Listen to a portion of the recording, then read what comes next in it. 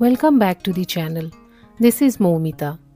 After our visit to Gyeongbokgung Palace and Bakcheon Hanok village in Seoul, our next destination was the Nami Island. But Nami Island is actually a self-declared culturally independent micronation with its own diplomatic and cultural policies different from South Korea.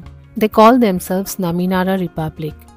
We had to take an hour-long train ride from Seoul and reach Gapyeong station. Then a further 10 minutes ride in a cab made us reach the Nami Island immigration point. Usually ferries transported tourists from one side of the river to another, and you obviously need tickets for boarding the ferries. Discover Seoul Pass came in handy for us again. We didn't need to pay extra won for the tickets, just like the trip to the Gyeongbokgung Palace. I would say Discover Seoul Pass ensured we had a hassle-free travel experience in Seoul so far.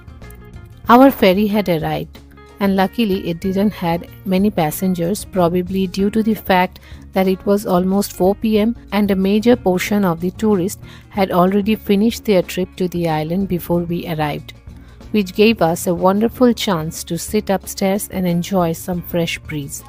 Several resorts surrounding the island made the place an excellent weekend getaway. Anyway, after 20 minutes our ferry ride came to an end and we reached the Nami Island. Namiseom Island, nicknamed as Nami Island, is in Cheonchin, Gangwon Province in South Korea. The island is popular with the tourists for its scenic beauty. It is said that the Nami Island got its name from General Nami. He was falsely accused of betraying the country under the rule of King Sejong of the Joseon dynasty. His body was suspected to be buried under a pile of stones. One of the tour companies arranged his grave in the later years, and the island subsequently started being called as Nami Island. The beauty of this island is that it looks different in different seasons. The Nami Island is green in summer, red and orange in autumn, white in winter because of the snow, and pink in spring because of the cherry blossoms everywhere. This means that the island has something to offer to the tourist always, irrespective of the time of the year they wish to visit. We went in summer, but I would say the summer was still much better here than what it was in the countries facing heat waves. The greenery around us extended a huge umbrella, making our walk through the island a comfortable one. They had maintained this place tourist-friendly, and each part of the island could be a paradise for the photographers and YouTube bloggers like me. They even have a UNICEF child-friendly theme park, one of a kind in Korea. Honestly speaking, I felt so relaxed here that I wanted to switch off the camera for a moment and sit somewhere peacefully and only observe the beauty around. But having said that, the temptation to capture the magic of the golden hour in my camera as much as I could was also too much to ignore.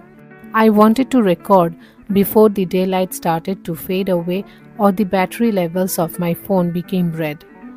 Moreover, staying away from the mobile phone for someone who is into content creation is a bit difficult and needs a lot of willpower. We constantly live in FOMO. But I don't want to decide if it's good or bad right now. The greenery around with the clear blue sky was enough to soothe my eyes and mind. South Korea has this unique ability to attract your attention without actually screaming for any attention, as if the country is already aware of its beauty but too humble to need anyone's validation about it.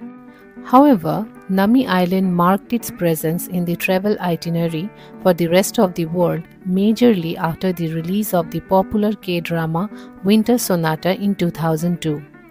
The drama was shot in the Nami Island and even has a statue of the male and female leads.